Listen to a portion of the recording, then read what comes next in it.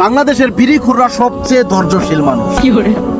প্রতি বাজেটে যতই বিড়ির দাম বাড়ুক কখনোই তারা প্রতিবাদও করবো না। মনের সুখে তো বিড়ি খাইতেছেন, গ্যাসের খবর আইননি মিয়া। হ্যাঁ ওই কিনা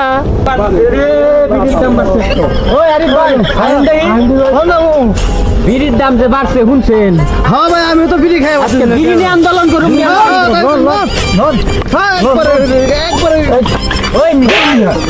আরে ডরায়েন না, ডরায়েন না। মনের সুখে যে বিড়ি খাইতেছ, বিড়ির দাম জানো নি? আজকে বিড়ি নিয়ে আন্দোলন করুন।